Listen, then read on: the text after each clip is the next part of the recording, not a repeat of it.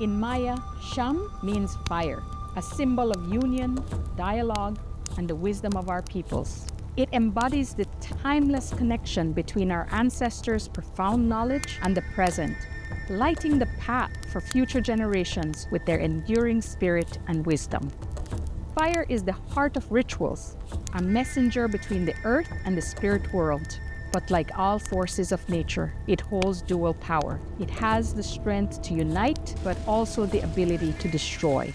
We understand the balance of the earth. We know how to live with fire, water, air, and land. In 2024, this sacred force turned deadly, devastating everything in its path, fueled by a changing climate we did not create but must now endure. Pero kama utaan rik inasyam na kichala syam, maani na naure bar kichal. Maani na naure ani kikihokre. Maani na naure bar ani syam cuacak cahaya na kulo shirip sa kalebar kongkong. Kamana kachali ko chupal pero siempre mukoshoy papta. Chang gigas mas lech kana bano. Toha tana sa shkamba di kagwa na kichal kung si rich inabot. Toh aran kihobres chikonin. Ki taraking abas kinumerak sa kalebar shok at tarak. Bas chiru tsaka lakhet siya mukokoko tahain.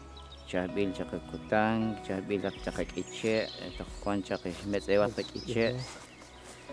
Pero kama nakatiya nakakutang tiyo chikhala, tiyangko kaching na tiyo chikhala. Ahap kung halang makukhon nakik tachak.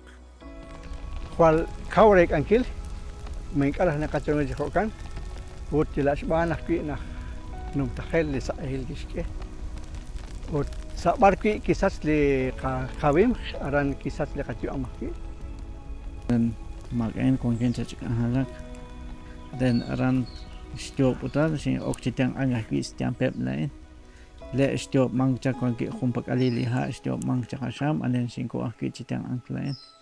Wachot such konelek ke such. The biggest loss from the fire is the loss of our sacred copal pom. It is a sacred resin that connects our people to our ancestors and to the spirit world. Without it, we lose more than a plant, we lose our voice to the universe. Despite the destruction, the Maya people fight on.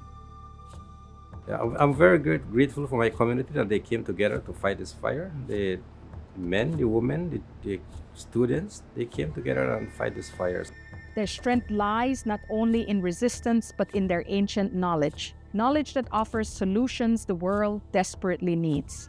Bana tilika she kato nak she nak tento airu chalish bango hunshil besa anak wilit kaberes machan kakana machan kasach besaan ak airu sho tsala ikwi to kha anak ko ki tento te katsol guji kokal renak kam antyo ko dishik ma kuto sach dot kasach taan churhe airu chishnal be kashe katon ha anak bityo kabereson.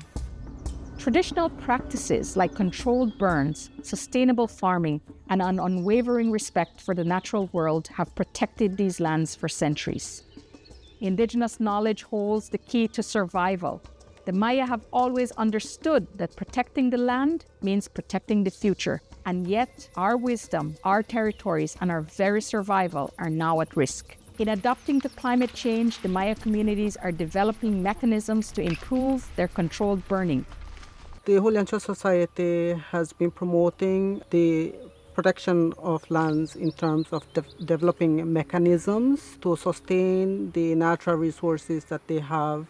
For example, the Atkal fire permit, the forest customary use permit that the communities or traditional leaders uses in their communities. The Maya people then do farming every year. We the Maya people, when we do farming for do slash and burn, we got rules. These lands can recover, but only if the world listens, only if the voices of indigenous peoples are not silenced, but rather amplified. The Holy Ancestral Society, under the leadership of the Toledo Alcalde Association, reached out to the communities in the aftermath of the fires to respond rapidly to the immediate relief needs. We were talking here about food insecurity for many families who lost their entire crops. We also, after listening to the communities carefully, realized that there is the need to restore degraded areas, fire-destroyed areas. We're talking here about entire cacao groves, ancient Maya forests being depleted. There is the need then for urgent response, and the organization is working very, very closely with leaders and community members to work on restoration. We're hoping that within the next year and 2 years that we're able to replant at least 30,000 seedlings in these forests, including restoring the crops. The Mayas are not just survivors of this crisis. We are leaders in the fight to save our planet. In our struggle, we see the road forward, a future where indigenous wisdom leads the way. A future where the fires are no longer a symbol of destruction, but a symbol of rebirth. A people who over the last 40 years have struggled to defend legal rights to their land. And if you come to Belize, you will see that the 41 communities is one of the areas that has remaining forests intact. So here's an opportunity for the global financing going to climate change to actually touch the lives of a people who after 4 decades have been doing what needs to be done, which is to steward and continue being sustaining guardianship of these forests, which are key to addressing climate change. We must protect indigenous knowledge, our land and our future, because in saving this, we save ourselves.